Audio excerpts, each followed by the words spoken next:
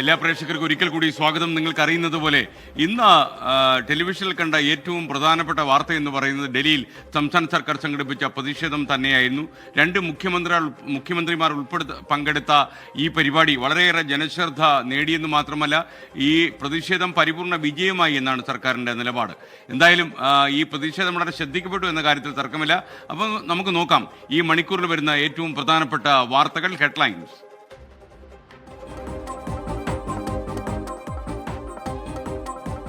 കേന്ദ്ര അവഗണനയ്ക്കെതിരെ ഡൽഹിയിൽ കേരളത്തിന്റെ പ്രതിഷേധം ഇരമ്പി. ജന്തർ മന്ദറിലേക്ക് മാർച്ച് നയിച്ച മുഖ്യമന്ത്രി പിണറായി വിജയൻ. കേന്ദ്ര സർക്കാർ ഫെഡറലിസം തകർത്തെന്ന മുഖ്യമന്ത്രി. Is going to be a red letter day in the history of the republic of India.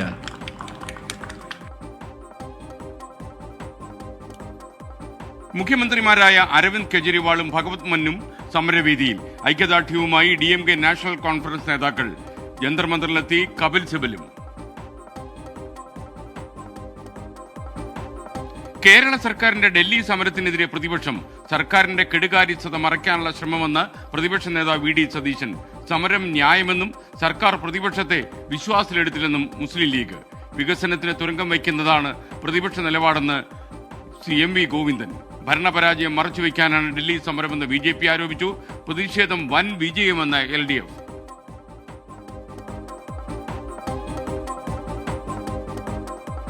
കേന്ദ്ര അന്വേഷണത്തിനെതിരെ മുഖ്യമന്ത്രിയുടെ മകൾ വീണ വിജയൻ കർണാടക ഹൈക്കോടതിയിൽ അപ്പീൽ നൽകി. SFIO അന്വേഷണം സ്റ്റേ ചെയ്യണമെന്നാണ് അപേക്ഷ.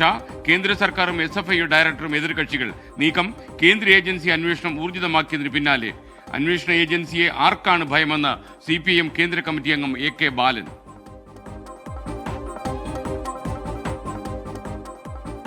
UPA സർക്കാരിന്റെ കാലത്തെ സാമ്പത്തിക സ്ഥിതി ചൂണ്ടിക്കാണിച്ച് ധവളപത്രമിറക്കി കേന്ദ്രം. ലോക്സഭയിൽ നാളെ ചർച്ച. നരേന്ദ്രമോദി സർക്കാരിനെതിരെ കോൺഗ്രസിന്റെ ബ്ലാക്ക് പേപ്പർ. ജനാധിപത്യത്തെ നരേന്ദ്രമോദി അപകടത്തിലാക്കിയെന്ന് മല്ലികാർജുൻ ഖാർഗെ. പ്രധാനമന്ത്രി OBC വിഭാഗക്കാരനല്ല എന്ന രാഹുൽ ഗാന്ധിയുടെ ആരോപണത്തിന് മറുപടിയുമായി കേന്ദ്രം രംഗത്ത് വന്നു. വിശദീകരണം രേഖകൾ പുറത്തുവിട്ട്.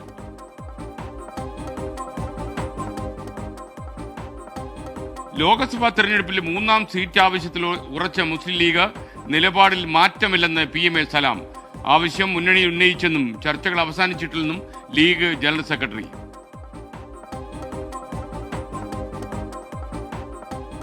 ഗുരുവായൂർ ക്ഷേത്രത്തിൽ ശീവേലിക്ക് കൊണ്ടുവന്ന ആനകൾക്ക് ക്രൂരമർദ്ദനം. ദൃശ്യങ്ങൾ പുറത്തുവന്നു. 6 പാപ്പാന്മാർക്ക് സസ്പെൻഷൻ. അടിയന്തര റിപ്പോർട്ട് ആവശ്യപ്പെട്ട് വനമന്ത്രി. പാപ്പാന്മാരുടെ ലൈസൻസ് റദ്ദാക്കാൻ ശുപാർശ. സ്വമേധയാ കേസെടുത്ത് ഹൈക്കോടതി.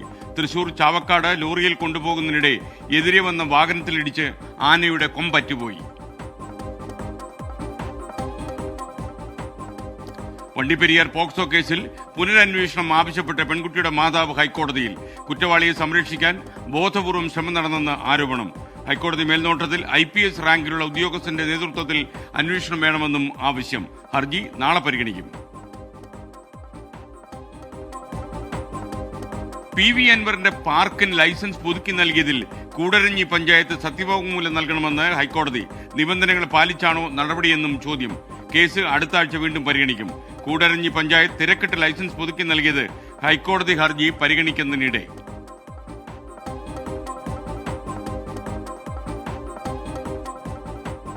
കൊല്ലം ഓയൂരിൽ നിന്ന് കുട്ടിയെ തട്ടിക്കൊണ്ടുപോയത് പണം ലക്ഷ്യമിട്ടെന്ന് അന്വേഷണ സംഘം. കൊട്ടാരക്കര 1ാം ക്ലാസ് ജുഡീഷ്യൽ മജിസ്ട്രേറ്റ് കോടതിയിൽ കുറ്റപത്രം സമർപ്പിച്ചു. കൂടുതൽ കുട്ടികളെ തട്ടിക്കൊണ്ടുപോകാൻ പദ്ധതിയിട്ടെന്നും 1000 പേജുള്ള കുറ്റപത്രത്തിൽ പരാമർശം. കേസ് അന്വേഷിച്ചത് ക്രൈംബ്രാഞ്ച് DYSP MM ജോസിന്റെ നേതൃത്വത്തിലുള്ള പോലീസ് സംഘം. കൊച്ചിയിൽ പട്ടാപ്പകൽ സ്വകാര്യ ബസ് തടഞ്ഞു നിർത്തി ജീവനക്കാരനെ മർദ്ദിച്ച സംഭവത്തിൽ കേസെടുത്തു. പള്ളുരുത്തി പോലീസ് കേസെടുത്തത് 6 പേർക്കെതിരെ. ബസ് ജീവനക്കാരൻ BJ ഷിജോന് മർദ്ദനമേറ്റത് കഴിഞ്ഞ മാസം 29-ാം തീയതി.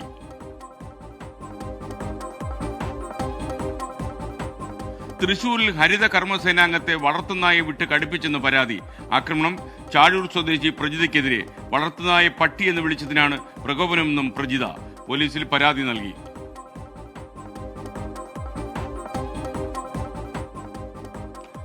ആലത്തൂർ സബ് രജിസ്ട്രാർ ഓഫീസിൽ വിജിലൻസിന്റെ മിന്നൽ പരിശോധന. കണക്കിൽപ്പെടാത്ത പണം കണ്ടെടുത്തു. സബ് രജിസ്ട്രാർ ബിജുവിൽ നിന്ന് ഉൾപ്പെടെ പിടികൂടിയത് 9400 രൂപ. വിജിലൻസ് സംഘത്തിന്റെ പരിശോധന തുടരുന്നു.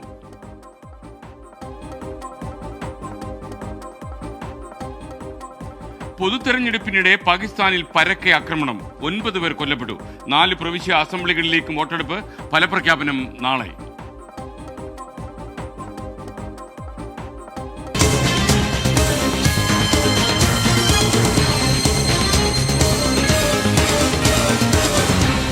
പൊതുജനം കഴുതയല്ല സാർ.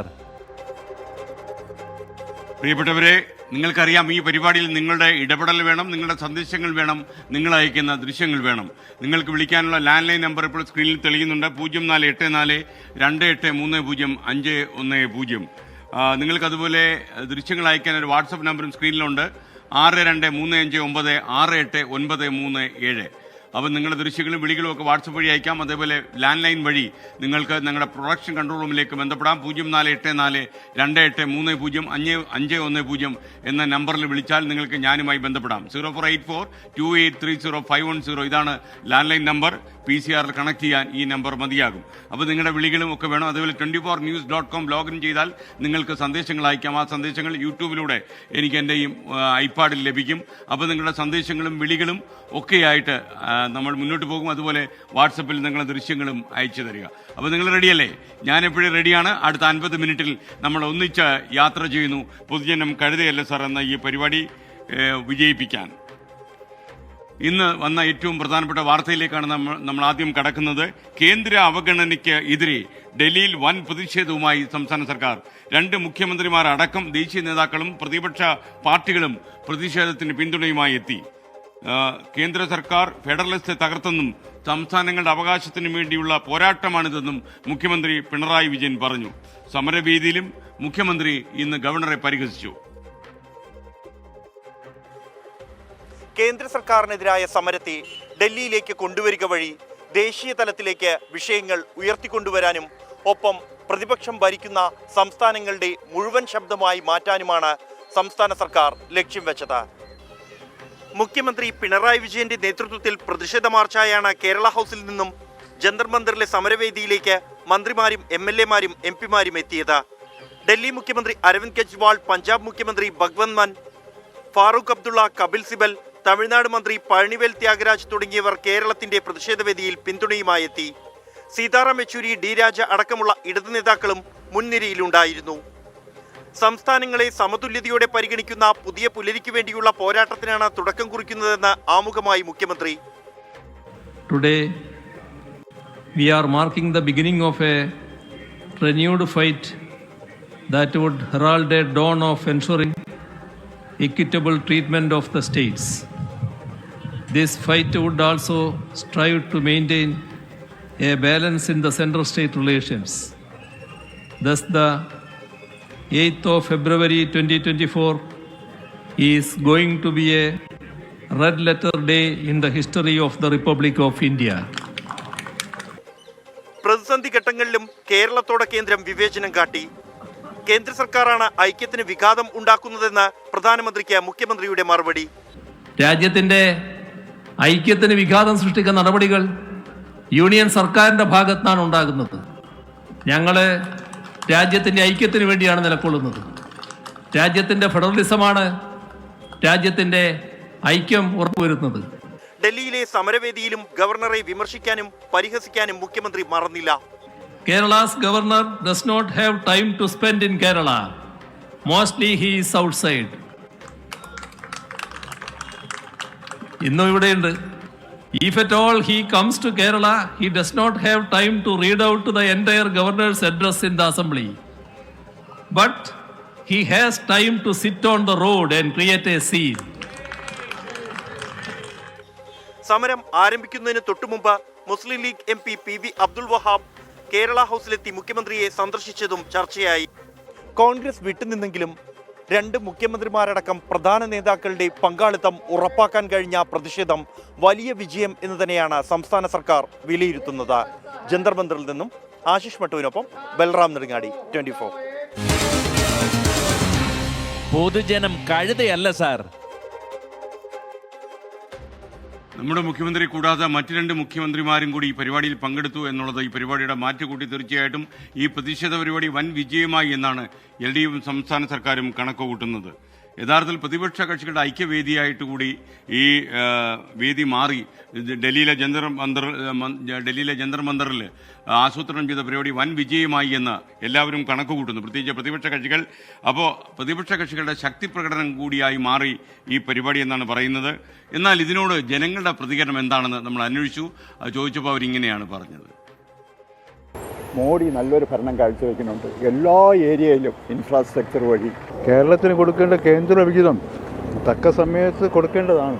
ജനങ്ങൾക്ക് വേണ്ടിയാണ് ഐക്യവേദി. പ്രതിപക്ഷ ഐക്യവേദിയൊന്നുമല്ല, അവർ ചെയ്യുന്ന നല്ലല്ലേ, BJP ചെയ്യുന്ന നല്ല കാര്യങ്ങൾ. ഇവർ പണം കിട്ടിയില്ല എന്ന് പറയുന്നത് ന്യായമായിട്ടുള്ള കാര്യമൊന്നുമല്ല, ദൂർത്തടിച്ചു നടക്കുന്ന. പ്രതിപക്ഷത്തുള്ള മറ്റെല്ലാ സ്റ്റേറ്റും, കർണാടകയും തമിഴ്നാട്, അതേപോലെ നമ്മുടെ കേരളം, ഇവിടെയുള്ള എല്ലാ മുഖ്യമന്ത്രിമാരും അവിടെ ഇതേ സമയം സമരം ചെയ്യുന്നുണ്ടല്ലോ. അപ്പോൾ അതുകൊണ്ട് പ്രതിപക്ഷത്തിൻ്റെ തന്നെയാണ് എന്ന് പൂർണ്ണമായിട്ടും പറയാൻ കഴിയും. കേരളത്തിന് കിട്ടാനുള്ളത് അത് കൊടുക്കന്നെ വേണം, എന്നാൽ അതന്നെ ശരിയാവുള്ളൂ എന്നാണ് എൻ്റെ അഭിപ്രായം. ഇനി ഇതിൽ കൂടുതൽ ശക്തികൾ വരും എന്നുള്ളതാണ് എൻ്റെ അഭിപ്രായത്തിൽ. കാരണം എന്താണെന്ന് പറയുക, എല്ലാവരും ഇനിയിപ്പോൾ പല സ്ഥലത്തുനിന്നും വരാനുണ്ട്. ഐക്യമായിട്ട് മുന്നോട്ട് പോയാലേ കേന്ദ്ര സർക്കാരിനെതിരെ തിരിയാൻ കഴിയുള്ളൂ. അല്ലാണ്ട് ഒറ്റയ്ക്ക് എന്തായാലും ഒരു പാർട്ടിക്കും മുന്നോട്ട് കൊണ്ടുപോകാൻ കഴിയില്ല. അപ്പോൾ BJP-നായിട്ട് ഒരു തെരഞ്ഞെടുപ്പിനോടനുബന്ധിച്ച് പോവുകയാണെങ്കിൽ ഇങ്ങനെ എല്ലാവരും ഐക്യത്തിൽ കൂടി പോകണമെന്നാണ്. ഇപ്പോൾ ഇതേമാതിരി തന്നെ എന്തായാലും പാർലമെന്റ് കൂടിക്കൊണ്ടിരിക്കുകയായിരുന്നു. തീർച്ചയായിട്ടും പ്രതിഷേധ സമ്മേളനം ഡൽഹിയിൽ നടന്നത്. കേന്ദ്ര സർക്കാരിന്റെ ശ്രദ്ധയിൽ ഈ സമരം പെട്ടു എന്ന കാര്യത്തിൽ സംശയമില്ല. എന്നാൽ വരും ദിവസങ്ങളിലാണ് എത്രമാത്രം ഈ പ്രതിഷേധം വിജയിച്ചു എന്ന് നമ്മൾ കാണാൻ പോകുന്നത്. ഇനി മറ്റു വാർത്തയ്ക്കായി തൃശ്ശൂരിലേക്ക് നമുക്ക് ഒട്ടും സുഖകരമല്ലാത്ത ഒരു വാർത്തയിലേക്കാണ് പോകുന്നത്. തൃശ്ശൂരിൽ ഹരിതകർമ്മ സേനാംഗത്തെ വളർത്തുനായി വിട്ട് കടിപ്പിച്ചു എന്ന പരാതി ഉയരുന്നു. ചാഴൂർ സ്വദേശി പ്രജിതയാണ് ഈ കാര്യത്തിൽ പോലീസിനെ സമീപിച്ചിരിക്കുന്നത്. വളർത്തുനായെ പട്ടി എന്ന് വിളിച്ചതിനാണ് ചാഴൂർ സ്വദേശിയായ ദിൽന തന്നെ പട്ടി വിട്ട് കടിപ്പിച്ചതെന്നാണ് പ്രജിത പറയുന്നത്. ഞാൻ ആദ്യം തന്നെ പോയിട്ട് ബെല്ലടിച്ചപ്പോൾ അവർ വന്നിട്ട് വാതിൽ കുറച്ച് തുറന്നിട്ട് നമ്മളെ കണ്ടപ്പോൾ ഞാൻ പറഞ്ഞു പ്ലാസ്റ്റിക് എന്ന് പറഞ്ഞപ്പോൾ അവർ പറഞ്ഞു പ്ലാസ്റ്റിക് ഒന്നുമില്ല എന്ന് പറഞ്ഞിട്ട് വാതിൽ മുഴുവനായിട്ട് തുറക്കുക ചെയ്തത്. അപ്പോൾ അവരെ കൂടെ പട്ടി ഉണ്ടായിരുന്നു. അപ്പോൾ നമ്മൾ കണ്ടു, പക്ഷെ നമ്മൾ പ്രതീക്ഷിക്കുന്ന ഒരു പട്ടി നമ്മുടെ അടുത്തേക്ക് വരില്ല എന്ന്. പെട്ടെന്നായിരുന്നു പട്ടി എൻ്റെ അടുത്തേക്ക് വന്നിട്ട് എൻ്റെ മേത്ത് ചാടിയത്. അപ്പോൾ ഞാൻ പട്ടീനെ തട്ടി മാറ്റിയിട്ട് ഞാൻ ഓടിയിട്ട് ഞാൻ പോയിട്ട് കുറച്ച് ഓടി കഴിഞ്ഞ് റോട്ടിലെത്തി, കുറച്ച് ദൂരം കഴിഞ്ഞപ്പോൾ. അപ്പോൾ അപ്പോഴേക്കും പട്ടീൻ്റെ അടുത്തേക്ക് വീണ്ടും വന്നിട്ട് എൻ്റെ മേത്ത് കയറിയപ്പോൾ ഞാൻ മലന്നടിച്ച് വീഴാ ചെയ്തത്. തൃശ്ശൂരിൽ നിന്ന് സൂരജ് സജി തത്സമയം ചേരുന്നു. സൂരജ് സജി, ശരിക്കും സംഭവിച്ചത് എന്താണ്? നമ്മുടെ അന്വേഷണത്തിൽ നമുക്ക് മനസ്സിലാക്കാൻ കഴിഞ്ഞത് എന്തൊക്കെയാണ്? SK, ഈ ചാഴൂർ ഗ്രാമപഞ്ചായത്തിലാണ് ഈ സംഭവം നടക്കുന്നത്. ഈ ഹരിതകർമ്മ സേനാംഗമാണ് ഇപ്പോൾ നമ്മൾ കേട്ട ആ ബൈറ്റ് തരുന്ന പ്രജിത ഇന്ന് ഈ ചാഴൂരിലെ തന്നെ ഒരു ദിൽന എന്ന് പറയുന്ന യുവതിയുടെ വീട്ടിലാണ് ഈ പ്ലാസ്റ്റിക് മാലിന്യം ശേഖരിക്കുന്നതിന് വേണ്ടി അവിടെ എത്തുന്നു. ബെല്ലടിക്കുന്നു. പ്ലാസ്റ്റിക് മാലിന്യം ഉണ്ടോ എന്ന് ചോദിക്കുമ്പോൾ അവർ ഈ വാതിൽ പകുതി തുറന്നു വെച്ചിരിക്കുകയായിരുന്നു. ആ സമയത്ത് ഇവർ പ്ലാസ്റ്റിക് മാലിന്യം ഇല്ല എന്ന് പറഞ്ഞ് ഇവർ മടങ്ങാൻ തുടങ്ങുന്നതിനിടയിലാണ് വാതിൽ മുഴുവനും തുറക്കുന്നതും നായ ഈ പ്രജിതയെ, അതായത് ഹരിതകർമ്മ സേനാംഗത്തെ ആക്രമിക്കുകയും ചെയ്യുന്നത്. ആ സമയത്ത് ഇവർ പിന്നോട്ട് വീഴുകയും മറ്റ് ഹരിതകർമ്മ സേനാംഗങ്ങൾ ഈ നായയെ ഓടിക്കാൻ ശ്രമിക്കുകയായിരുന്നു. ആ സമയത്ത് ഈ പ്രജിത പറഞ്ഞു, നിങ്ങൾ എന്തിനാണ് ഈ നായയെ വിട്ട് എന്തിനാണ്, ഈ പട്ടിയെ വിട്ട് എന്തിനാണ് ആക്രമിക്കുന്നത് എന്ന് ഇവർ ചോദിച്ചു. പട്ടി എന്ന് വിളിച്ചത് ഇഷ്ടപ്പെടാത്തത് കൊണ്ട് തന്നെ യുവതി, നിങ്ങൾ എന്തിനാണ് എൻ്റെ നായയെ പട്ടി എന്ന് വിളിക്കുന്നത് എന്ന് പറഞ്ഞുകൊണ്ട് ആക്രമിച്ചു എന്നുള്ളതാണ് പറയുന്നത്. അതായത് ദിൽന വീണ്ടും ഇവരെ എത്തി ആക്രമിക്കുന്നു. പിന്നീട് ഹരിതകർമ്മ സേനാംഗങ്ങളാണ് ഇവരെ പിടിച്ചു മാറ്റുന്നത്. ആ സമയത്ത് ഇവരുടെ കയ്യിൽ ഈ ഹരിതകർമ്മ സേനയുടെ പ്രവർത്തനങ്ങൾക്ക് ഉപയോഗിക്കുന്ന ഒരു ഫോൺ ഉണ്ടായിരുന്നു. ആ ഫോൺ തകർന്നു. ഇവരുടെ ഒരു കൈക്ക് നായയുടെ കടിയേൽക്കുകയും ചെയ്തു. പിന്നീട് ഈ പഞ്ചായത്ത് അംഗങ്ങൾ ഉൾപ്പെടെ എത്തിച്ചാണ് ഈ സമയത്ത് ഇവരെ പിന്നീട് ആശുപത്രിയിലേക്ക് മാറ്റുന്നതും തുടർ ചികിത്സയെല്ലാം നൽകുന്നു. ഇവർ പറയുന്നത് ഇത് ഒരൊറ്റപ്പെട്ട സംഭവമല്ല. ആദ്യം ഈ നായ വരുന്ന സമയത്ത് പോലും ഇവർക്ക് ഇതൊരൊറ്റപ്പെട്ട സംഭവമാകാം എന്ന് കരുതിയിരുന്നു. പക്ഷേ ഇതിനു മുമ്പ്, അതായത് കഴിഞ്ഞ മാസം ഇവർക്ക് പകരം അവിടെ എത്തിയ ഈ ഹരിതകർമ്മ സേനാംഗത്തിനും ഇത്തരത്തിൽ ദുരനുഭവം ഉണ്ടായി എന്നുള്ളതാണ് പറയുന്നത്. പലപ്പോഴും ഇവർ ഈ പ്ലാസ്റ്റിക് മാലിന്യങ്ങൾ കത്തിക്കുന്നതാണ് പതിവ്. അതുകൊണ്ട് തന്നെ ഈ വീട്ടിലെത്തുമ്പോൾ ഇവർ ചോദിക്കും, എന്തുകൊണ്ടാണ് പ്ലാസ്റ്റിക് മാലിന്യം ഇല്ലാത്ത, നിങ്ങൾ കത്തിക്കുകയാണോ എന്ന് ചോദിക്കാറുണ്ട്. അതിൽ പ്രകോപിതരായിക്കൊണ്ടാണ് കഴിഞ്ഞ തവണയും ഇത്തരത്തിൽ ഹരിതകർമ്മ സേനാംഗത്തെ നായ വിട്ട് കടിപ്പിക്കാനുള്ള ഒരു ശ്രമം ഉണ്ടായിരുന്നു. അതിന് തൊട്ടു പിന്നാലെയാണ് ഇത്തവണ ഈ മാസം പ്ലാസ്റ്റിക് മാലിന്യം ശേഖരിക്കാൻ എത്തിയ പ്രജിതയ്ക്ക് നേരെ ആക്രമണം ഉണ്ടായതെന്നുള്ളതാണ് പ്രജിത പരാതിയിൽ ചൂണ്ടിക്കാണിക്കുന്നത്. അതേസമയം ഈ പ്രജിത അവിടെ നിന്ന് മടങ്ങുന്ന സമയത്ത് പഞ്ചായത്ത് അംഗങ്ങളുടെ എല്ലാം മുന്നിൽ വെച്ച് ഇവർ ഇനിയും പ്ലാസ്റ്റിക് കത്തിക്കുമെന്ന് പറഞ്ഞ് വെല്ലുവിളിക്കുകയും ചെയ്തു എന്ന് പരാതിയിൽ പറയുന്നു. എന്തായാലും ഈ പരാതി ആദ്യം എത്തുന്ന അന്തിക്കാട് പോലീസിലാണ്. അന്തിക്കാട് പോലീസ് ഈ സംഭവം നടന്നത് ഇരിങ്ങാലക്കുട സ്റ്റേഷൻ ലിമിറ്റിലായതുകൊണ്ട് തന്നെ ഇരിങ്ങാലക്കുട പോലീസ് പോലീസിന് ഈ പരാതി കൈമാറുകയും ആ സംഭവവുമായി ബന്ധപ്പെട്ടുകൊണ്ട് വനിതാ പോലീസ് ഇവരുടെ മൊഴി രേഖപ്പെടുത്തുകയും ചെയ്തു. അല്പസമയത്തിനകം കേസ് രജിസ്റ്റർ ചെയ്തുകൊണ്ട് തുടർ നടപടിയിലേക്ക് കടക്കും എന്നുള്ളതാണ് ഇരിങ്ങാലക്കുട പോലീസ് നമ്മളെ അറിയിച്ചിട്ടുള്ള എസ് കെ.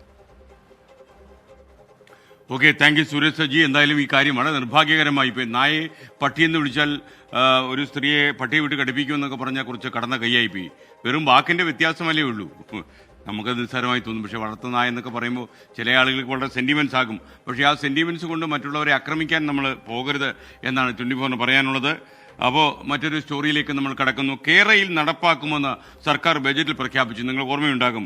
പിന്നാലെ സമരം ശക്തമാക്കാൻ ഒരുങ്ങുകയാണ് കേരളയിൽ വിരുദ്ധ സമരസമിതി. പദ്ധതി പൂർണ്ണമായും വേണ്ടെന്ന് വയ്ക്കണമെന്നാണ് അവരുടെ ആവശ്യം. അതല്ല, പദ്ധതിയുമായി സർക്കാർ മുന്നോട്ട് പോകാൻ ശ്രമിക്കുകയാണെങ്കിൽ തെരഞ്ഞെടുപ്പിൽ വരെ സ്വാധീനിക്കും എന്ന് മുന്നറിയിപ്പ് നൽകാൻ ഈ വിരുദ്ധ സമിതി തയ്യാറെടുക്കുന്നു. ഈ സ്റ്റോറിയിലേക്ക്. പ്രതിഷേധത്തെ തുടർന്ന് സർവേ നടപടികൾ നിർത്തിവെച്ചെങ്കിലും പദ്ധതിയിൽ നിന്ന് പിന്നോട്ട് പോയിട്ടില്ലെന്ന് വ്യക്തമാക്കുന്നതാണ് സംസ്ഥാന സർക്കാരിന്റെ ബജറ്റ്.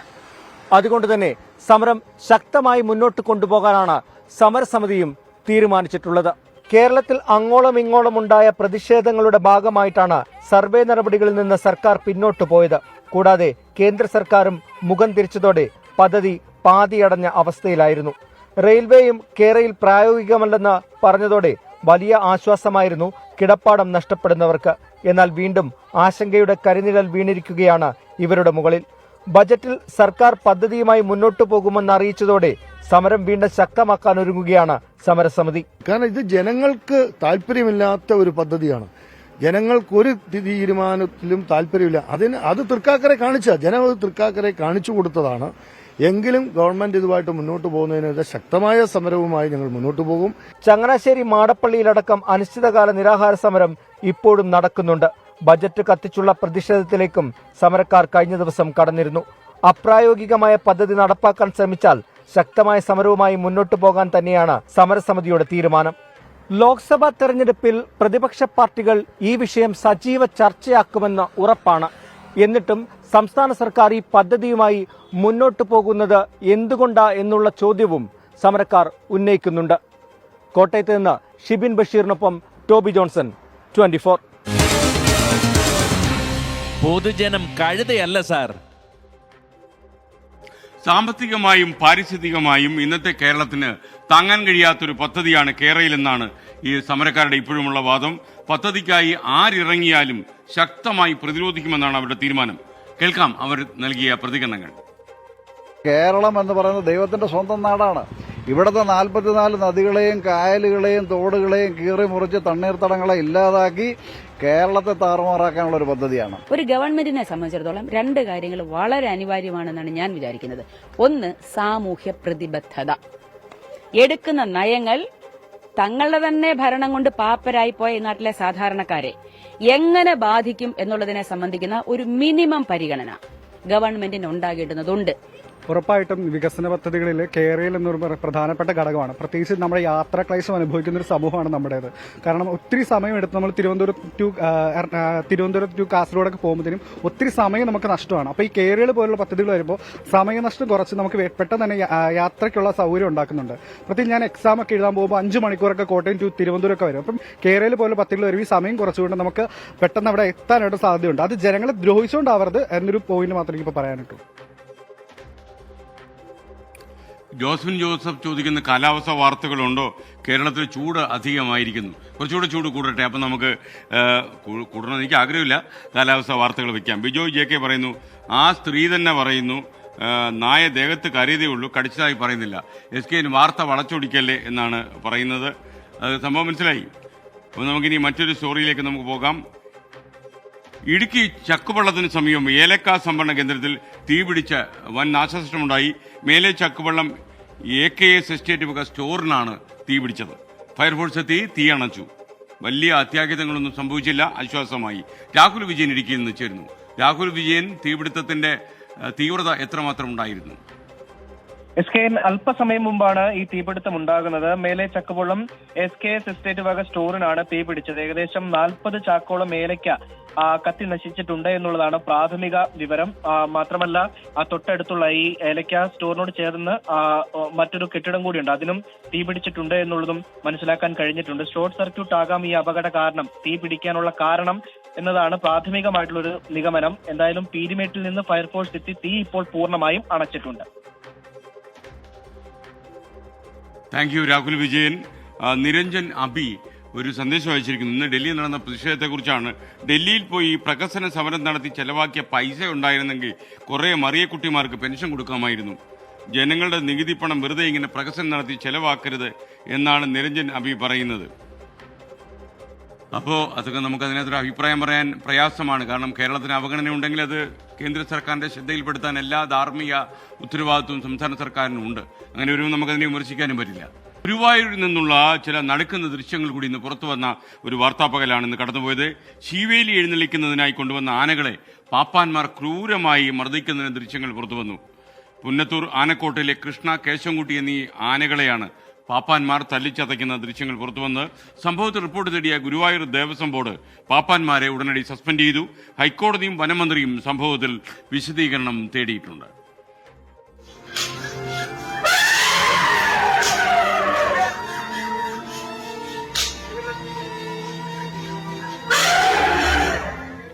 ഇന്ത്യൻ വന്യജീവി സംരക്ഷണ നിയമം 1972 സെക്ഷൻ 9 മാത്രം പരിഗണിച്ചാൽ പോലും ജാമ്യമില്ലാ വകുപ്പ് ചുമത്താവുന്ന കുറ്റം. ആനയുടെ ലോലമായ മർമ്മത്തിൽ തുടങ്ങി സ്പൈനൽ കോഡിനെ വരെ തകർക്കുന്ന തരത്തിലുള്ള ക്രൂരമായ മർദ്ദനങ്ങൾ. ഗുരുവായൂരിൽ അരങ്ങേറിയത് വിവരണാതീതമായ ക്രൂര പീഡനം. ശീവേലിക്ക് എഴുന്നള്ളിക്കുന്നതിന് മുൻപ് കുളിപ്പിക്കാൻ എത്തിച്ചപ്പോഴാണ് ആനകളെ പാപ്പാന്മാർ ക്രൂരമായി തല്ലിയത്. തോട്ടി ഉപയോഗിച്ച് ക്ഷതമേൽപ്പിക്കുകയും ചെയ്തു.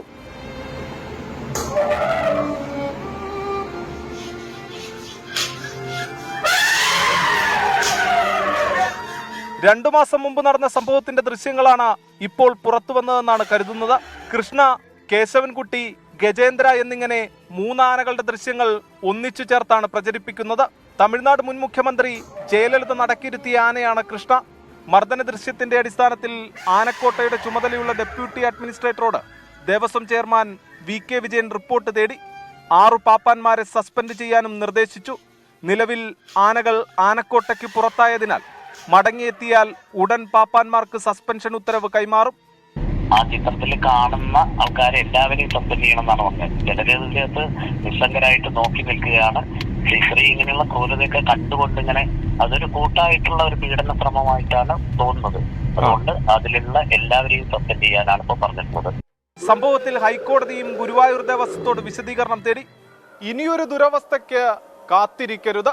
CCTV ക്യാമറകളടക്കം സ്ഥാപിച്ച് ശക്തമായ നിരീക്ഷണത്തിലൂടെ പുന്നത്തൂർ കോട്ടയിലെ ആനകളെ സംരക്ഷിക്കണമെന്നതാണ് പ്രധാനമായി ഉയരുന്ന ആവശ്യം. ഗുരുവായൂരിൽ നിന്നും ക്യാമറമാൻ ബിനേഷ് ബാബുരാജിനൊപ്പം സൂരജ് സജി, 24. പൊതുജനം കഴുതയല്ല സാർ. പുന്നത്തൂർ ആനക്കോട്ടയിൽ പലപ്പോഴും പോയിട്ടുള്ള ഒരാളാണ് ഞാൻ. പക്ഷേ ഈ ആനകളെയൊക്കെ വലിയ രീതിയിൽ സംരക്ഷിക്കുന്നു എന്നായിരുന്നു എൻ്റെ ഒരു പ്രതീക്ഷ. മാത്രമല്ല പാപ്പാന്മാരൊക്കെ വലിയ സ്നേഹത്തോടെ ആനയോട് പെരുമാറുന്നു. അതൊക്കെ വലിയൊരു സന്തോഷം കൊണ്ടാണ് ഞാൻ മടങ്ങിപ്പോകുന്നത്. എന്നാൽ ഇന്ന് പുറത്തു വന്ന ഈ ദൃശ്യങ്ങൾ കണ്ടപ്പോൾ വല്ലാത്ത അമ്പരപ്പ് തോന്നിപ്പോയി. ആനകളെയൊക്കെ ഇങ്ങനെ മർദ്ദിക്കാൻ ഇവർക്ക് എങ്ങനെയാണ് കരുത്ത് കിട്ടുക? അതൊരു കാര്യം. രണ്ടാമത്തെ കാര്യം, ഇത് നിയമപരമായി തന്നെ വലിയ ലംഘനമാണ് അവർ ചെയ്തിരിക്കുന്നത്. മനുഷ്യത്വരഹിതമായ പെരുമാറ്റമാണ് ഈ പാപ്പാന്മാരിൽ നിന്നുണ്ടായിരിക്കുന്നത്. സോഷ്യൽ മീഡിയയിൽ ഈ ദൃശ്യങ്ങൾ പ്രചരിച്ചതോടെ വലിയ വലിയ പ്രതികരണങ്ങൾ വന്നു കഴിഞ്ഞു. അതിൽ ചില പ്രതികരണങ്ങൾ നമ്മൾ പ്രേക്ഷകരെ കാണിച്ചു തരാം. അപ്പൊ ഈ പറയണത് മുഴുവൻ പേപ്പറിൽ വയറിലൊക്കെ ആയിട്ട് വരും. ഇത് കൊണ്ടിടക്കണവന് വയർ കായും. വയറിലെ ലിവർ മാത്രമല്ല വിറയ്ക്കുക, ഹാർട്ടും വിറയ്ക്കും. ഞാൻ ഇതിൻ്റെയൊക്കെ യൂണിയൻ്റെ സെക്രട്ടറി, എനിക്കറിയാം എത്ര ശവം എടുത്തിട്ടുള്ളതാണ്. പാവങ്ങൾ നിരപരാധി. ഇവിടെ 3 പേർക്ക് ചത്തുപോയിട്ട് പകരം ജോലി കൊടുക്കാത്ത ദേവസ്വം ഗുരുവായൂർ ദേവസ്വം. അതാരും ചോദിക്കില്ല.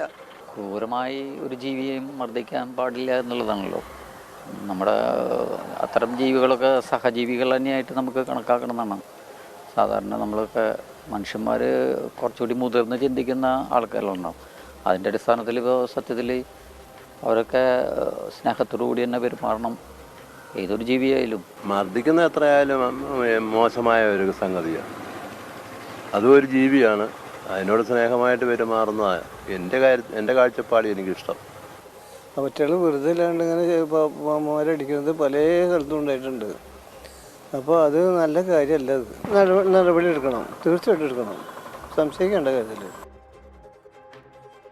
നമ്മുടെ പ്രേക്ഷകരും യൂട്യൂബിലൂടെ ഇതിനെതിരെ പ്രതിഷേധിച്ചിട്ടുണ്ട്. രഘുനന്ദൻ പറയുന്നു, ആനപ്പാപ്പാൻ ലഹരിക്ക് അടിമയാണോ എന്ന് അന്വേഷിക്കണമെന്ന് പറയുന്നു. അതുപോലെ വസന്തകുമാർ വിനീത് നാരായണൻകുട്ടി പറഞ്ഞു, ആനകൾക്ക് ഇപ്പോൾ അത്ര നല്ല കാലമല്ല. ബിന്ദുപ്രസാദ് പറഞ്ഞു, അവിടെ ഒരുപാട് ആനകളെ ഉപദ്രവിക്കുന്നുണ്ട്, പക്ഷേ ഫോട്ടോ എടുക്കാൻ സമ്മതിക്കത്തില്ല എന്ന് പറയുന്നു. എന്തായാലും ഷാനവാസ് പറയുന്നു, പാപ്പാന്മാർക്ക് എന്തെങ്കിലും പ്രശ്നമുണ്ടെങ്കിൽ അത് പാവപ്പെട്ട ആനകളുടെ മേലല്ല തീർക്കേണ്ടത് എന്നുകൂടി പറയുന്നു. ബാബ പറയുന്നത്, വെറുതെ അല്ല അവിടെ കയറുമ്പോൾ വീഡിയോ എടുക്കല്ലേ എന്ന് പറയുന്നു, പൈസ കൊടുത്താൽ വീഡിയോയും എടുക്കാം.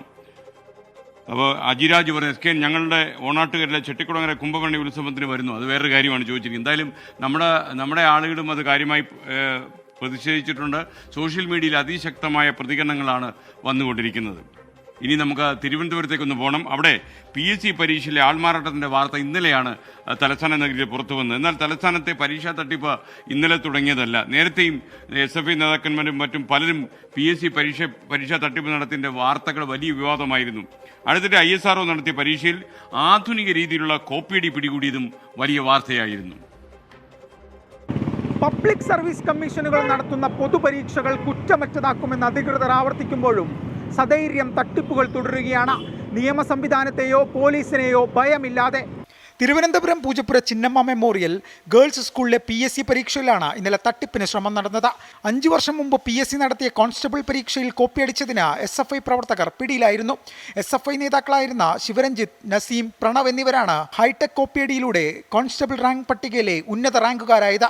തട്ടിപ്പിന് സഹായിച്ചത് ഒരു പോലീസുകാരനും മുൻ SFI പ്രവർത്തകരും. പ്രതികൾ മറ്റൊരു കേസിൽ പിടിക്കപ്പെട്ടപ്പോഴാണ് തട്ടിപ്പിന്റെ കഥ പുറത്തു വരുന്നത്. കേസെടുത്ത് 5 വർഷം പിന്നിടുമ്പോഴും പ്രതികൾക്ക് ശിക്ഷ വാങ്ങിക്കൊടുക്കാൻ നിയമ സംവിധാനത്തിന് ഇതുവരെ കഴിഞ്ഞില്ല. അടുത്തിടെയാണ് ISROയിലെ VSSC ടെക്നിക്കൽ തസ്തികയിലേക്കുള്ള പരീക്ഷയിലും ഹൈടെക് കോപ്പിയടിയും ആൾമാറാട്ടവും നടന്നത്. ഹരിയാന സ്വദേശികളായ സുമിത് കുമാർ, സുനിൽ കുമാർ എന്നിവരെ പോലീസ് കസ്റ്റഡിയിലെടുത്തു. പിന്നീട് നടത്തിയ ചോദ്യം ചെയ്യലിലാണ് തട്ടിപ്പിന്റെ കഥകൾ പുറത്തായത്. ഈ കേസിന്റെയും സ്ഥിതി സമാനം തന്നെ. കേസന്വേഷണത്തിൽ തുടക്കത്തിലെ ആവേശം പോലീസിന് പിന്നീടുണ്ടാകുന്നില്ല. മത്സര പരീക്ഷകളിലെ ആൾമാറാട്ടമടക്കമുള്ള ക്രമക്കേടുകൾ തടയാൻ കർശന നിയമങ്ങൾ ഉൾപ്പെടുന്ന ബിൽ ലോക്സഭ പാസാക്കിയതിന്റെ തൊട്ടടുത്ത ദിവസമാണ് തിരുവനന്തപുരത്ത് PSC പരീക്ഷയിൽ ആൾമാറാട്ട ശ്രമം നടന്നത്. ആധാർ ബയോമെട്രിക് സംവിധാനം വഴി പരിശോധന നടപ്പിലാക്കിയ ആദ്യ പരീക്ഷയിൽ തട്ടിപ്പിന് ശ്രമം നടന്നിട്ടുണ്ടെങ്കിൽ മുമ്പും സമാനമായ രീതിയിൽ തട്ടിപ്പ് നടന്നിട്ടുണ്ടാകാമെന്നത് ഉറപ്പാണ്. മത്സര പരീക്ഷകളിലെ തട്ടിപ്പുകൾ വ്യാപകമാകുമ്പോൾ നടപടിയെടുക്കേണ്ടത് നിയമ സംവിധാനത്തിന്റെ ബാധ്യതയാണ്. വിജയശങ്കർ, 24, തിരുവനന്തപുരം. പൊതുജനം കഴുതയല്ല സാർ. നമ്മുടെ കുറേ ആളുകൾ ഇതിനെക്കുറിച്ച് പ്രതികരിച്ചിട്ടുണ്ട്. ബയോമെട്രിക് സംവിധാനം വഴിയുള്ള ആദ്യ പരിശോധനയ്ക്കിടെ തന്നെ ആൾമാറാട്ടം കണ്ടെത്തി. അതോടെ പരീക്ഷകളിൽ വ്യാപകമായ ഒരു പരിശോധന നടത്താനാണ് PSCയുടെ തീരുമാനം. ഇത് കുറച്ച് നേരത്തെ ആകാമായിരുന്നു എന്നാണ് ആളുകൾ പറയുന്നത്. കുറച്ച് അധികം തട്ടിപ്പുകൾ അരങ്ങേറിയതിനു ശേഷമാണ് PSCക്ക് നേരം വെളുത്തത് എന്നാണ് ജനങ്ങൾ ചിന്തിക്കുന്നത്. അവരുടെ പ്രതികരണങ്ങളിലേക്ക് നമ്മൾ കടന്നിരുന്നു. സംവിധാനത്തിന്റെ പരാജയം തന്നെ. കോപ്പി അടിക്കണം എന്നുള്ളത് സംവിധാനത്തിന്റെ പരാജയം തന്നെയാണ്. എത്രയോ പേര് തട്ടിപ്പിന് പോയി കാണും, എത്രയോ പേര് കയറി കാണും അതിന്റെ പറയും. അതൊന്നും ആരും നോക്കില്ല. ഈ പിടിക്കുമ്പോൾ മാത്രമേ ഉള്ളൂ ഈ PSC അത് കഴിയുമ്പോൾ അതും കളയും. സിസ്റ്റം ഇപ്പോൾ ഒരുപാട് മാറിയിട്ടുണ്ട്. പക്ഷേ തട്ടിപ്പ് നടത്തുന്നവർ അതിന് ശ്രമിച്ചുകൊണ്ടിരിക്കുന്നേ. ഉദ്യോഗസ്ഥ വൃന്ദങ്ങളാണ് അതിന് ഉത്തരവാദികൾ, അല്ലാതെ ഉദ്യോഗാർത്ഥികൾ ആരും ആയിരിക്കില്ല. കറക്റ്റ് അഡ്മിനിസ്ട്രേഷൻ സെക്ഷനിൽ വരുന്ന പാകപ്പഴയാണ്. പിടിക്കാനുള്ള ആ ഒരു ഇതിലല്ലേ അവർ പോയി രക്ഷപ്പെട്ടെന്ന് പറയണം. അപ്പോൾ പിടിക്കും എന്നൊരു സംഭവം ഉണ്ടല്ലോ, അത് ആ ഒരു സിസ്റ്റത്തിൻ്റെ ഇതായിട്ട് തോന്നുന്നില്ല. നമ്മുടെ ആനപീഡനത്തെക്കുറിച്ച് ചില പ്രതികരണങ്ങൾ കൂടി വന്നിട്ടുണ്ട്. നിസ EK പറഞ്ഞു, അമ്പലങ്ങളിൽ നടക്കുന്ന ആനപീഡനം അവസാനിപ്പിക്കണം. അതുപോലെ പപ്പൻ പറയുന്നത്, മോനെ ചക്കരെ എന്നൊക്കെ വിളിച്ചാൽ ആന അനുസരിക്കില്ല SK. കാരക്കോലും തോട്ടിയും പേടിച്ചാണ് ആന അനുസരിക്കുന്നതാണ് അദ്ദേഹത്തിൻ്റെ അഭിപ്രായം. എനിക്കതിനോട് യോജിപ്പില്ല. ബിജോയ് JK പറഞ്ഞ, മനുഷ്യന് പുല്ലുവില, ആനയ്ക്ക് വേണ്ടി നിലവിളിക്കാൻ ഒരുപാട് ആളുകൾ എന്നൊക്കെ പറയുന്നു. അപ്പം മൃഗങ്ങളെ സ്നേഹിക്കുക എന്നല്ലേ നമ്മുടെ ഒരു ചിന്ത. അപ്പോൾ പ്രിയപ്പെട്ട പ്രേക്ഷകരെ, വളരെ പ്രധാനപ്പെട്ട മറ്റൊരു വാർത്ത. തൃശ്ശൂർ അഴീക്കോട് പപ്പടം വിൽക്കാനെത്തിയ ഒരു നാടോടി സ്ത്രീയെ യുവാവ് അടിച്ചു എന്ന പരാതി ഉയർന്നിരിക്കുന്നു. അഴീക്കോട് സ്വദേശി അൻഷാദിനെതിരെയാണ് പരാതി വന്നത്.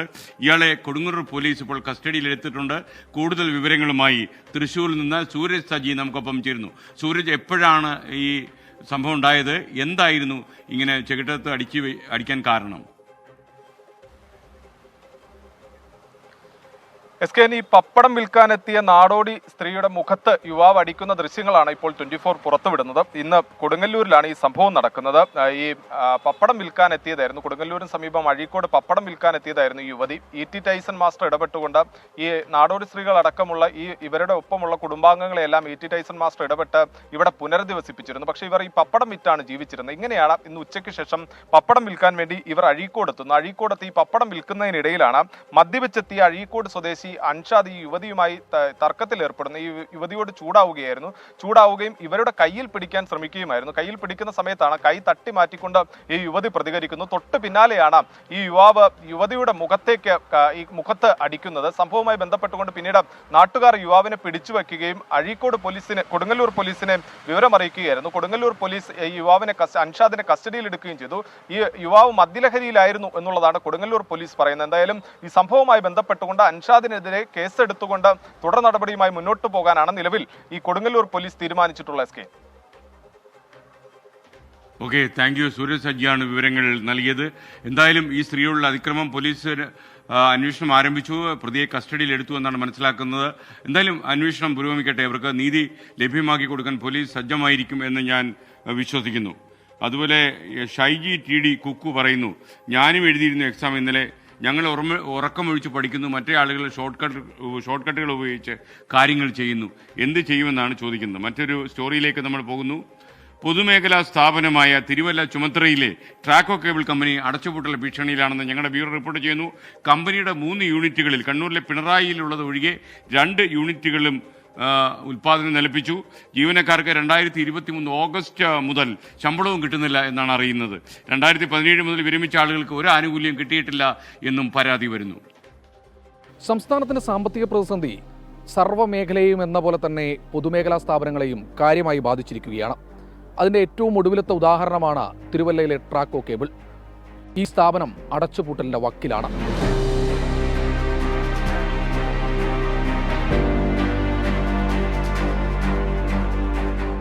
മൂലധനക്കുറവ് മൂലം അസംസ്കൃത വസ്തുക്കൾ വാങ്ങാൻ കഴിയാത്തതാണ് ട്രാക്കോ കേബിൾ കമ്പനിയുടെ പ്രധാന പ്രശ്നങ്ങളിലൊന്ന്.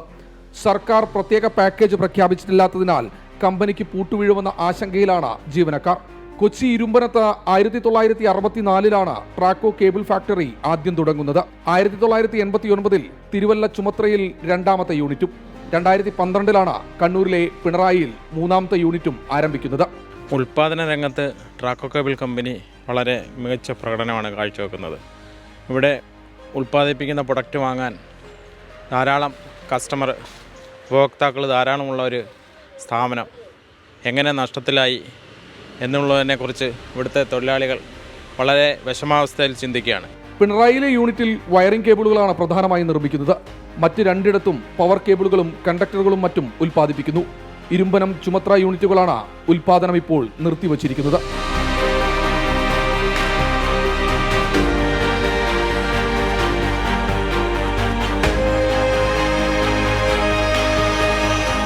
അഞ്ഞൂറോളം ജീവനക്കാരാണ് ട്രാക്കോ കേബിളിലുള്ളത്. ശമ്പള പ്രതിസന്ധിയെ തുടർന്ന് ഒക്ടോബറിൽ തൊഴിലാളികൾ സമരം നടത്തിയിരുന്നു. തുടർന്ന് വ്യവസായ വകുപ്പ് മന്ത്രി നേരിട്ട് യോഗം വിളിച്ച് 7.5 കോടി രൂപ അനുവദിച്ചു.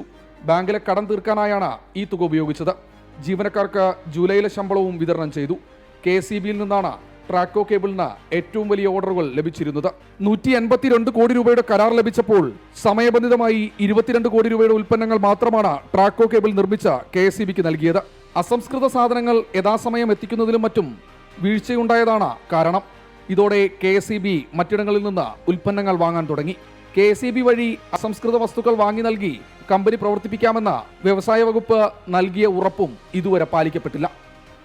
ഒരു പൊതുമേഖലാ സ്ഥാപനവും വിറ്റു തുലയ്ക്കില്ല എന്ന് ഉറപ്പു നൽകിയ സംസ്ഥാന സർക്കാർ, ഇടതുപക്ഷ സർക്കാർ ഭരിക്കുമ്പോഴാണ് ട്രാക്കോ കേബിളിൽ ഈ സമരം നടക്കുന്നത്. ഒടുവിൽ അടച്ചുപൂട്ടലിന്റെ വക്കിലേക്ക് എത്തി നിൽക്കുന്നത്. രതീഷ് മാടമ്പശ്ശേരിക്കൊപ്പം ശ്രീകുമാരൻ, 24 പത്തനംതിട്ട. പൊതുമേഖലാ സ്ഥാപനങ്ങൾ അടച്ചുപൂട്ടുന്നതിന് പകരം അവയെ ലാഭത്തിലാക്കുകയാണ് LDFന്റെ ലക്ഷ്യം. എന്നാൽ സർക്കാരിന്റെ ഇതുവരെയുള്ള ഇടപെടൽ ഫലപ്രദമല്ല എന്നാണ് ട്രാക്കോ കേബിൾ കമ്പനിയിലെ പ്രതിസന്ധികൾ സൂചിപ്പിക്കുന്നത്. ഇതിനെക്കുറിച്ചാണ് ചില പ്രതികരണങ്ങൾ വന്നത്. നിരവധി തവണ ഗവൺമെൻറ്റിൻ്റെ തലത്തിൽ ഞങ്ങളുടെ നേതാക്കന്മാരുടെ സാന്നിധ്യത്തിൽ ബഹുമാനപ്പെട്ട മുഖ്യമന്ത്രി, വ്യവസായ മന്ത്രി അടക്കം ഉള്ള പ്രധാനപ്പെട്ട നേതാക്കന്മാരുടെ അടുക്കൽ ഈ വിഷയങ്ങളുമായി ബന്ധപ്പെട്ട് ഞങ്ങൾ നിരവധി തവണ ഇതിൻ്റെ നിവേദനങ്ങൾ സമർപ്പിക്കുകയും കാര്യങ്ങൾ ബോധ്യപ്പെടുത്തുകയും ചെയ്തിട്ടുണ്ടായിരുന്നു. അതിൻ്റെ അടിസ്ഥാനത്തിൽ ഞങ്ങൾ പ്രതീക്ഷിച്ചത് സംസ്ഥാന സർക്കാർ കഴിഞ്ഞ ദിവസം നിയമസഭയിൽ പ്രഖ്യാപിച്ച ബഡ്ജറ്റിൽ ട്രാക്കോ കേബിൾ കമ്പനിയെ ഉയർത്തി അല്ലെങ്കിൽ നല്ല നിലയിൽ കൊണ്ടുപോകുന്നതിന് വേണ്ടിയിട്ടൊരു നല്ല ബഡ്ജറ്റിൻ്റെ ഭാഗമായി ബന്ധപ്പെട്ട് നമുക്കൊരു നല്ല സാമ്പത്തികം അനുവദിക്കുമെന്ന് ഞങ്ങൾ പ്രതീക്ഷിച്ചിരുന്നു. പക്ഷേ ഈ ബഡ്ജറ്റ് തീർത്തും നിരാശാജനകമായിട്ടാണ് ഞങ്ങൾ കാണുന്നത്. ട്രാക്കോ കേബിൾ കമ്പനിയുടെ 3 യൂണിറ്റുകളിലുമായിട്ട് ഏതാണ്ട് 400ഓളം ജീവനക്കാർ ഞങ്ങളിവിടെ ജോലി ചെയ്യുന്നുണ്ട്. ഞങ്ങൾക്ക് ശമ്പളം കിട്ടിയിട്ട് 6 മാസത്തോളമായി. ഇനി നമ്മൾ കരിപ്പൂരിലേക്ക് പോവുകയാണ്. ഒരു വാർത്തയ്ക്കായി. കരിപ്പൂർ വിമാനത്താവളത്തിൽ വലിയ വിമാനങ്ങൾക്ക് അനുമതി നൽകുന്നത് വൈകുന്നതിനെതിരെ പ്രതിഷേധം ശക്തമാകുന്നുവെന്ന് ഞങ്ങളുടെ കോഴിക്കോട് ബ്യൂറോ റിപ്പോർട്ട് ചെയ്യുന്നു. റൺവേ ഇൻ സേഫ്റ്റി ഏരിയയുടെ നിർമ്മാണ പ്രവൃത്തികൾ പൂർത്തിയായ ശേഷമേ അനുമതി നൽകൂ എന്നാണ് കേന്ദ്ര വ്യോമയാന മന്ത്രാലയത്തിൻ്റെ നിലപാട്. വലിയ വിമാനങ്ങൾക്ക് അനുമതിയില്ലാത്തത് നിലവിൽ കരിപ്പൂരിന് വലിയ പ്രതിസന്ധി ഉണ്ടാക്കിയിരിക്കുന്നു എന്ന് എടുത്തു പറയണം. കരിപ്പൂരിലുണ്ടായ വിമാന ദുരന്തത്തെ തുടർന്നാണ് വലിയ വിമാനങ്ങളുടെ സർവീസ് ഇവിടെ നിന്നും നിർത്തിവെച്ചത്. പിന്നീട് വർഷങ്ങൾ കഴിഞ്ഞെങ്കിലും ഇതുവരെ വലിയ വിമാനങ്ങളുടെ സർവീസ് ആരംഭിച്ചിട്ടില്ല.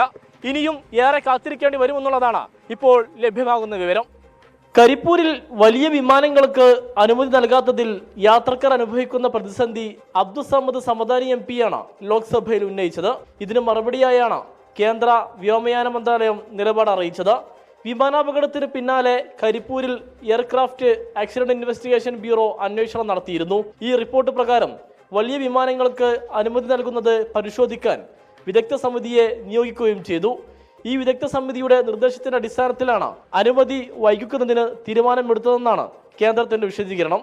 വലിയ വിമാനങ്ങൾ സുരക്ഷിതമാകണമെങ്കിൽ റസ നിർമ്മാണം പൂർത്തിയാകണമെന്നാണ് സമിതിയുടെ കണ്ടെത്തൽ. റൺവേയുടെ രണ്ടറ്റത്തുമായി 240 മീറ്റർ വരുന്ന റൺവേ എൻഡ് സേഫ്റ്റി ഏരിയ നിർമ്മിക്കാൻ കരാർ പൂർത്തിയായിട്ടുണ്ട്.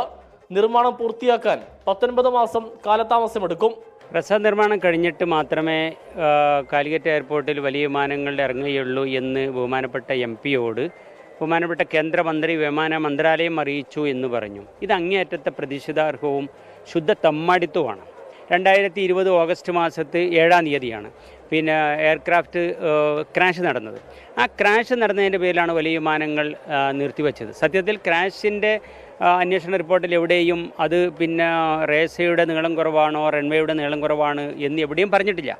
എന്നിരിക്കെ മാത്രമല്ല ചെറിയ വിമാനമാണ് അപകടത്തിൽ പെട്ടിരിക്കുന്നത്.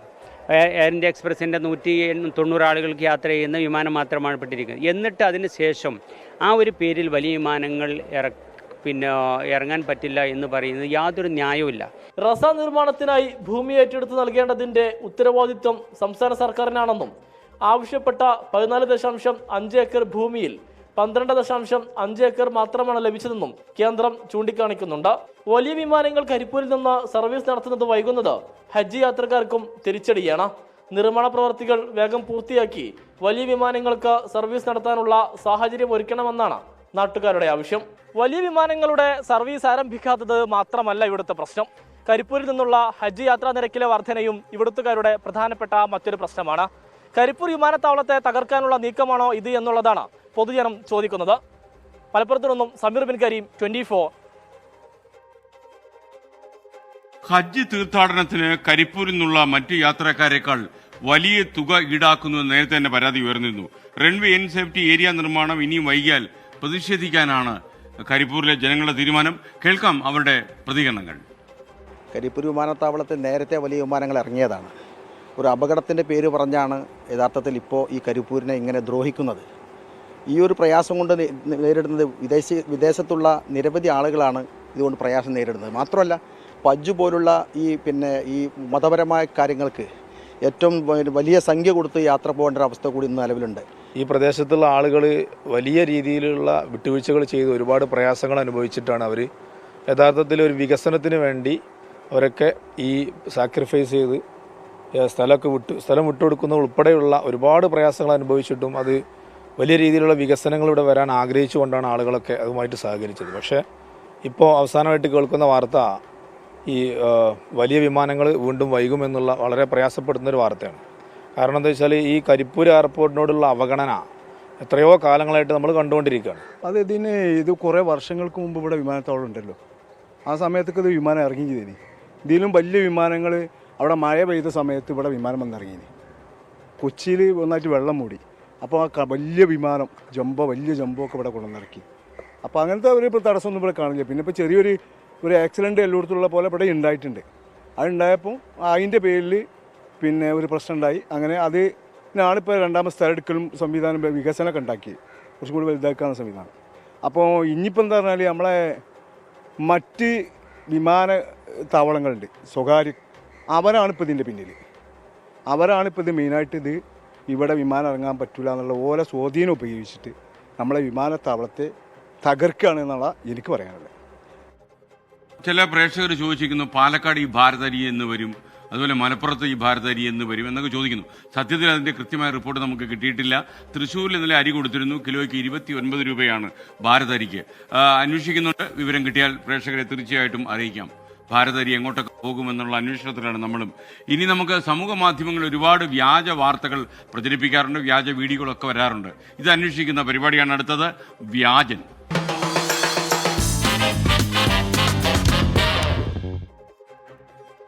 മനുഷ്യമുഖത്തോട് സാമ്യമുള്ള മത്സ്യങ്ങളെ കണ്ടെത്തിയെന്ന തലക്കെട്ടോടെ ഒരു വീഡിയോ സമൂഹ മാധ്യമങ്ങളിൽ ഇപ്പോൾ കാര്യമായി പ്രചരിക്കുന്നുണ്ട്. നല്ല വൈറലാണത്. നൈൽ നദിയുടെ ഉഷ്ണമേഖലാ സ്രോതസ്സുകളിലെ തടാകത്തിലാണ് ഇങ്ങനെ മനുഷ്യമുഖമുള്ള മത്സ്യങ്ങളെ കണ്ടെത്തിയത് എന്നാണ് ഈ വീഡിയോയിലെ അവകാശവാദം. പ്രചരിക്കുന്ന വീഡിയോയുടെ സത്യാവസ്ഥ നമ്മൾ പരിശോധിക്കുന്നു. നമ്മുടെ ഫാക്ട് ചെക്ക് വിഭാഗമാണ് ഇതിന്റെ സത്യാവസ്ഥ കണ്ടെത്താൻ ശ്രമം നടത്തുന്നത്. നൈൽ നദിയുടെ സ്രോതസ്സുകളിലൊന്നായ സംസാര തടാകത്തിലും കരാഞ്ചിയിലെ ഉഷ്ണമേഖലാ പ്രദേശത്തും മനുഷ്യമുഖത്തോട് സാമ്യമുള്ള മത്സ്യത്തെ കണ്ടെത്തി എന്ന വിശദീകരണത്തോടെയാണ് വീഡിയോ പ്രചരിപ്പിക്കുന്നത്. 24 ഫാക്ട് ചെക്ക് വിഭാഗം നടത്തിയ പരിശോധനയിൽ ഹെഡ് ടാപ്പ് എന്ന യൂട്യൂബ് ചാനലിൽ സമാനമായ വീഡിയോ അപ്ലോഡ് ചെയ്തതായി കണ്ടെത്തി. ദി ഹ്യൂമൻ ഫേസ്ഡ് ഫിഷ് എന്ന് പേരിട്ടിരിക്കുന്ന ഈ വീഡിയോയിലെ വിവരണമനുസരിച്ച് സംസാര തടാകത്തിൽ ശാസ്ത്രജ്ഞർ അടുത്തിടെ വിചിത്ര മത്സ്യങ്ങളെ കണ്ടെത്തി എന്നാണ് പറയുന്നത്. എന്നാൽ ഇതേക്കുറിച്ച് ഒരു മാധ്യമവും റിപ്പോർട്ട് ചെയ്തതായി കണ്ടെത്താൻ കഴിഞ്ഞില്ല. ഇത്തരമൊരു കണ്ടെത്തൽ നടത്തിയിട്ടുണ്ടെങ്കിൽ തീർച്ചയായും അത് മുഖ്യധാരാ മാധ്യമങ്ങൾ റിപ്പോർട്ട് ചെയ്യുമായിരുന്നു.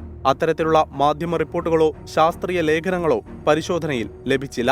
വീഡിയോ അപ്ലോഡ് ചെയ്ത ഹെഡ് ടാപ്പ് വീഡിയോസ് എന്ന യൂട്യൂബ് ചാനലിനെ കുറിച്ച് പരിശോധിച്ചപ്പോൾ ഗ്രാഫിക്സിന്റെ സഹായത്താൽ നിർമ്മിച്ചിട്ടുള്ള വീഡിയോകൾ അപ്ലോഡ് ചെയ്യുന്ന യൂട്യൂബ് ചാനലാണ് ഇതെന്ന് മനസ്സിലായി. നൈൽ നദിക്ക് സമീപം സംസാര എന്ന തടാകമുണ്ടെന്ന് തെളിയിക്കുന്ന റിപ്പോർട്ടുകളും കണ്ടെത്താനായില്ല. പ്രചരിക്കുന്ന വീഡിയോയിലെ ദൃശ്യങ്ങൾ ഉൾപ്പെടുത്തിയ മറ്റൊരു ഹാസ്യാത്മക വീഡിയോയും പരിശോധനയിൽ കണ്ടെത്തി. വീഡിയോയ്ക്ക് ഡിസ്ക്രിപ്ഷനായി വീഡിയോ AI ആർട്ട് എന്നാണ് നൽകിയിട്ടുള്ളത്. മനുഷ്യമുഖത്തോട് സാമ്യമുള്ള വിചിത്ര മത്സ്യങ്ങളെ കണ്ടെത്തി എന്ന തരത്തിൽ പ്രചരിക്കുന്ന വീഡിയോ AI നിർമ്മിതമാണെന്ന് പരിശോധനയിൽ വ്യക്തം. Fact check desk 24. മനുഷ്യമുഖമുള്ള മത്സ്യങ്ങൾ കേൾക്കുമ്പോൾ രസമുണ്ടല്ലേ? ഇനി നമ്മുടെ മോന്ത മത്സ്യത്തിന് കിട്ടാത്തതിന്റെ കുറവ് കൂടിയേ ഉള്ളൂ. അപ്പോൾ ഇനി നമുക്ക് ഇന്നത്തെ എപ്പിസോഡ് അവസാനിപ്പിക്കാൻ സമയമാകുന്നു. പ്രതികരണ വേദിയുടെ ഈ എപ്പിസോഡ് ഇവിടെ അവസാനിക്കുന്നു.